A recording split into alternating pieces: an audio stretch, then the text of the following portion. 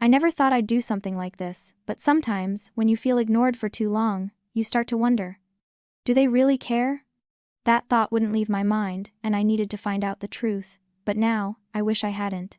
It all started with a feeling one I couldn't shake. I felt invisible in my own home, like I didn't matter to anyone. My family was there, but they never really noticed me.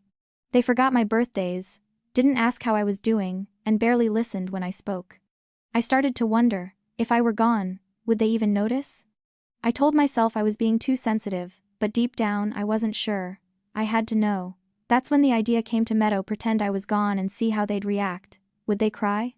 Would they search for me, or would they just move on? I planned it all carefully. I would disappear for a few days, leave behind a short note, and see what happened. I didn't want to hurt them, but I needed answers. The day finally came. Early in the morning, I left my phone on my nightstand, next to the note I wrote. I'm sorry. I can't do this anymore. I thought those words would scare them, make them realize how much I mattered. I went to a small motel far from home, using a fake name and turning off my phone.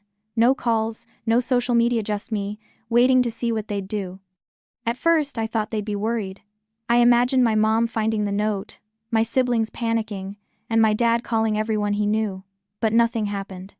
Hours passed, then a whole day, then 2. No messages, no calls to the motel, nothing. I kept checking their social media, hoping for some sign that they were looking for me.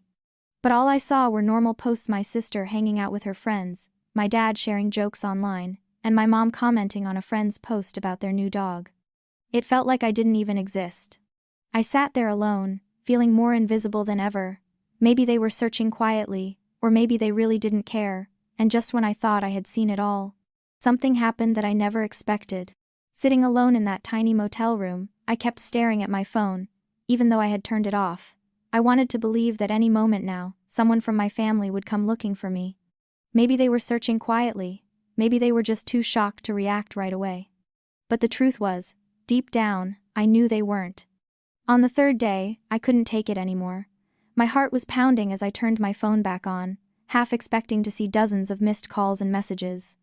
But when the screen lit up, there was nothing. No missed calls, no worried texts, just silence. I felt my chest tighten. Maybe they hadn't seen the note? Maybe something had gone wrong? I decided to check their social media again, hoping for any sign that they were worried about me. Instead, what I found shattered me. My sister had posted a selfie with her friends at a party, laughing like nothing had happened. My dad was busy posting jokes and random news articles. My mom?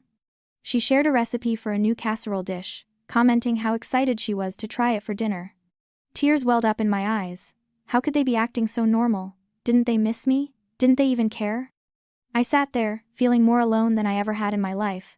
I had hoped this would be the moment they'd realize how much I meant to them, but instead, it felt like I had disappeared, and nothing had changed.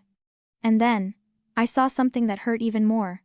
My brother, the one I thought cared the most, posted a comment under my sister's photo. He wrote, "House feels so much more peaceful without all the drama, loving it." I couldn't believe my eyes. Was that what I was to them? Just drama? A burden they were happy to get rid of? My hands trembled as I put the phone down. I stared at the ceiling, trying to hold back tears. Maybe they were better off without me.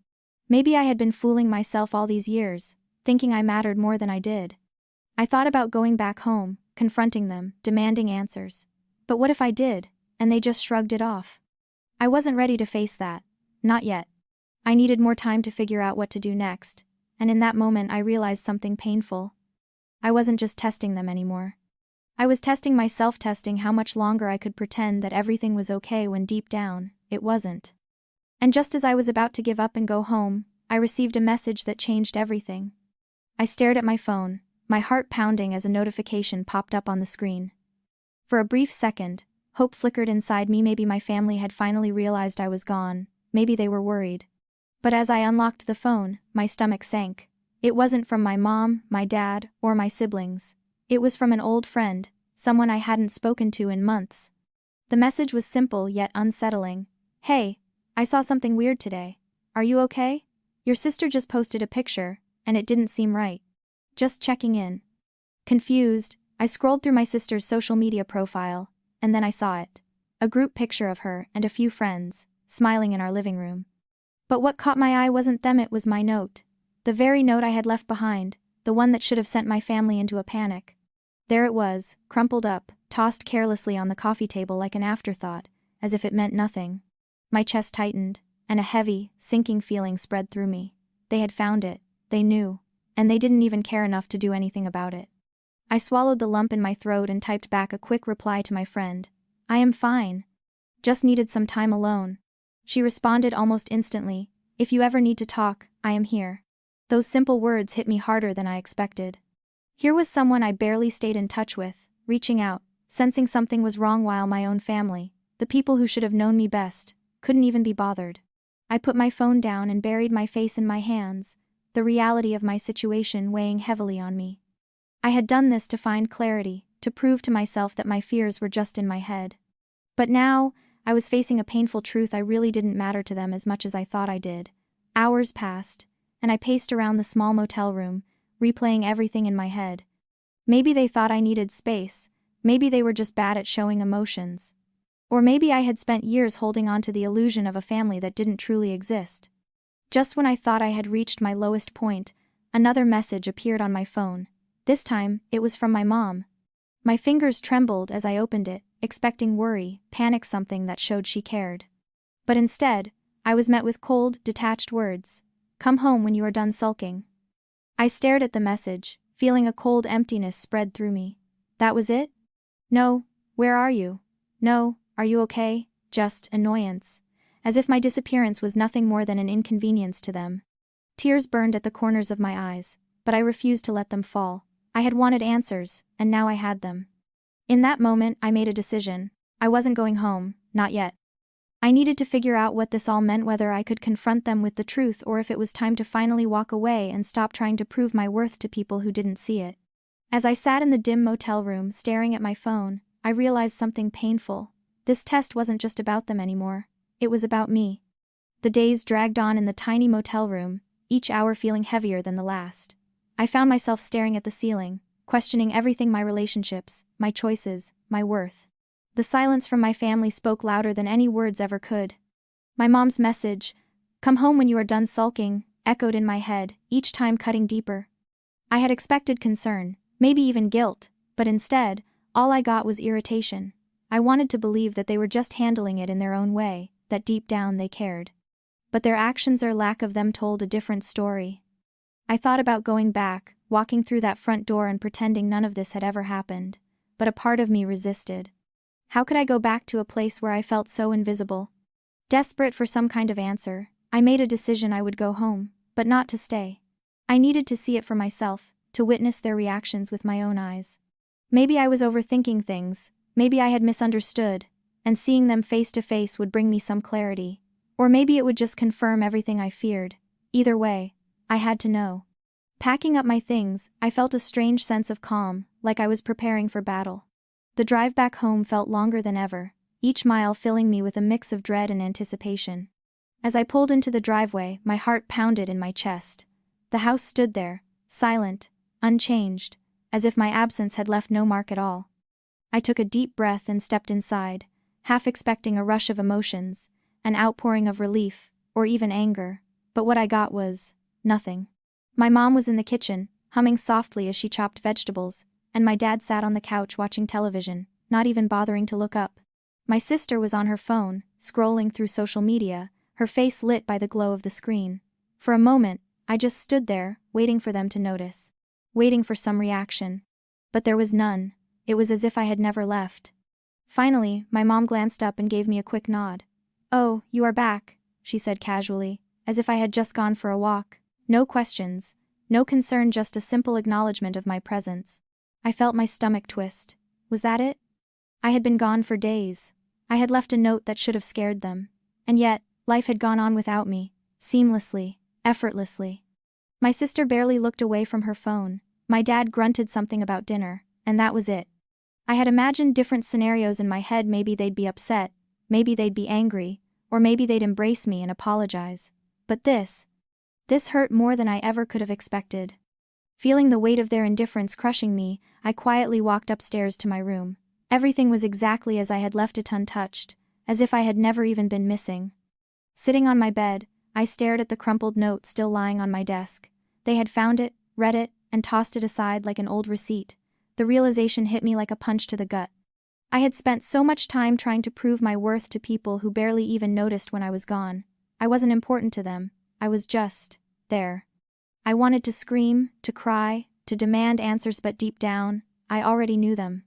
I had been holding on to an illusion for so long, convincing myself that if I just tried hard enough I could make them care.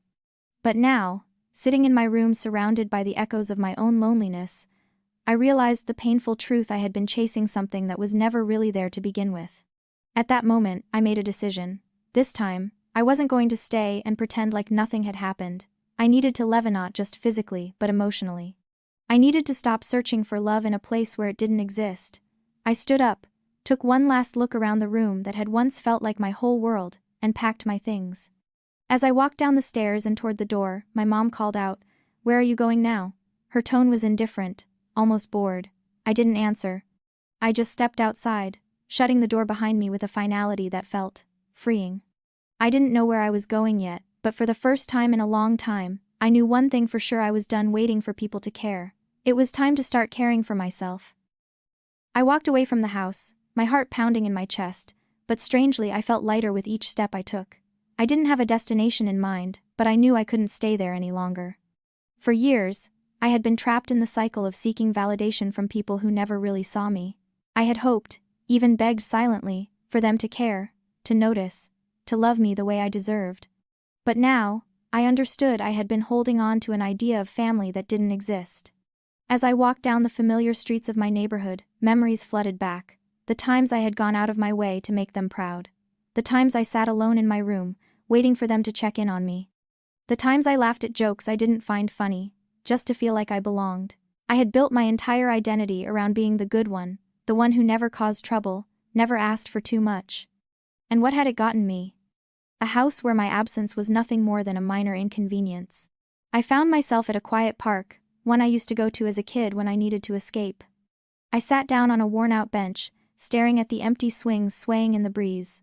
For the first time in days, I allowed myself to really feel everything: the hurt, the anger, the sadness, but also something unexpected: relief. Relief that I finally saw the truth for what it was. I no longer had to fight for scraps of love and attention. I could finally let go. I pulled out my phone and opened the message from my friend again. "If you ever need to talk, I am here." Those words, so simple, meant more than my family's silence ever could. Maybe family wasn't always about blood. Maybe it was about the people who chose to care, who saw you even when you weren't trying to be seen. With a deep breath, I decided to reply. "Thanks. I could really use someone to talk to." The response came almost instantly. "Of course, meet me for coffee?" For the first time in what felt like forever, I smiled. Maybe I wasn't as alone as I thought. Maybe I had been looking for love in the wrong place all along. As I sat there, watching the sun dip below the horizon, I thought about what came next. Going back home was no longer an option, not in the way it used to be. I needed to create a new life for myself, one where I didn't have to question my worth. I didn't have all the answers yet, but I was ready to find them. And with that, I stood up, dusted off my jeans, and walked towards something new, something that, for once, felt like my choice. Meeting my friend at the coffee shop felt like stepping into a different world, one where I wasn't invisible. The moment I walked in, she waved at me with a warm smile, and for the first time in days, I felt seen. We sat down, and before I could even say a word, she reached across the table and squeezed my hand gently. "I don't know what's going on," she said, her voice soft but firm, "but I am here." Those words hit me harder than I expected. I felt a lump rise in my throat, but I swallowed it down. I wasn't used to people being there for me without expecting anything in return. So I did something I hadn't done in a long time. I talked. I told her everything, from how I had always felt like an outsider in my own family, to the moment I decided to test them, and the crushing realization that followed. As the words spilled out, I realized just how much I had been holding inside, and with each word, the weight on my chest grew lighter. She listened without interrupting, without judging, and when I finally finished, she let out a deep breath and said something I wasn't expecting. "I get it." Those 3 words brought tears to my eyes.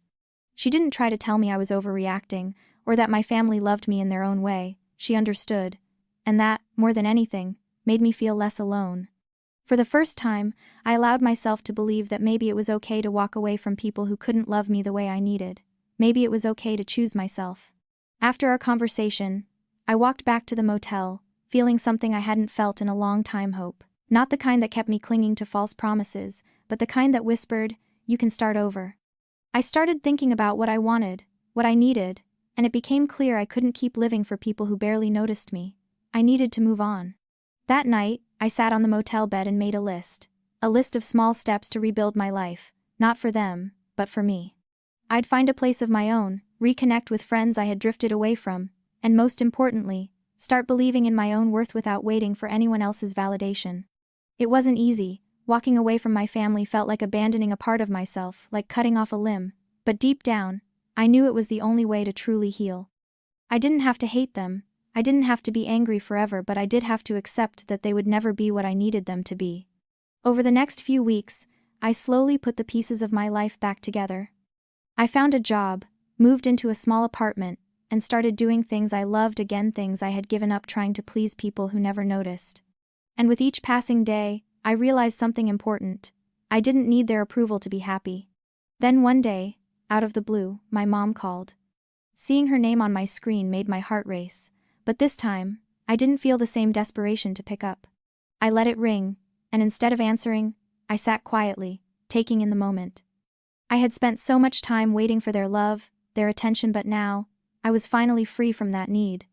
Eventually, I listened to her voicemail. Her voice was distant, almost indifferent. "Haven't seen you in a while. Hope you are doing okay." That was it. No apology, no acknowledgement of what had happened. Just casual concern, like I was a distant friend she barely thought about. And that's when it really hit me. I didn't need to keep chasing their love anymore. I was enough, just as I was. As I deleted the voicemail and put my phone away, I smiled to myself. I had spent so long trying to be someone they would care about, but now, I was learning to care about myself. And in the end, that was the love I had needed all along. I stepped outside onto my small balcony, breathing in the fresh air, feeling the cool breeze against my skin. I had walked away from the life I thought I wanted, and though it was scary, I had found something even better: freedom. And for the first time in a long time, I was truly at peace. Sometimes we go to great lengths to seek validation from the people who mean the most, to use our family, our closest friends, or even the ones we've loved unconditionally. But what happens when that validation never comes? When the people we care about don't see us the way we want to be seen? This story teaches us a powerful lesson about self-worth, acceptance, and the importance of choosing ourselves. At its core, the story reflects a feeling that many of us experience at some point: the fear of being invisible, of not mattering enough to the people we hold closest. The protagonist's journey is driven by an overwhelming need to confirm their importance, to see if their absence would create a void. But what they discover is something far more painful: the realization that their presence never truly made an impact on their family the way they thought it did. This harsh truth is something many people struggle with silently, hoping for love and attention that never seems to arrive. The message here is clear: you cannot force people to care in the way you need them to. Love, appreciation, and support should never have to be tested. They should be freely given, naturally felt, and effortlessly shown. If you find yourself constantly trying to prove your worth to those around you, maybe it's time to step back and ask yourself, am I looking for love in the wrong places? Walking away from people who don't appreciate you isn't easy. It's terrifying, heartbreaking, and feels like you are letting go of a part of yourself. But this story reminds us that sometimes, letting go is the only way to truly find ourselves. The protagonist's decision to leave behind a life filled with indifference and emotional neglect is one of the most courageous things anyone can do. It's a reminder that self-love isn't selfish, it's necessary. The story also highlights the importance of recognizing who truly values you. Sometimes, it's not the ones we expect, but the friends, mentors, or even strangers who see our worth when others don't. Finding people who genuinely care, even in the smallest ways, can make all the difference in healing from past neglect and rebuilding a new sense of identity. Another powerful takeaway from this story is the idea that happiness isn't found in someone else's validation. It's found in the quiet moments, when we realize that we are enough on our own, without needing approval from anyone. Choosing yourself, pursuing your dreams, and building a life that reflects your true worth is the greatest victory of all. So, if you've ever felt invisible, forgotten, or unimportant, remember this: your worth isn't determined by how others see you, it's found within yourself. You have the power to walk away from spaces that don't nurture you and build a life filled with love, respect, and purpose. You are enough, and you always have been.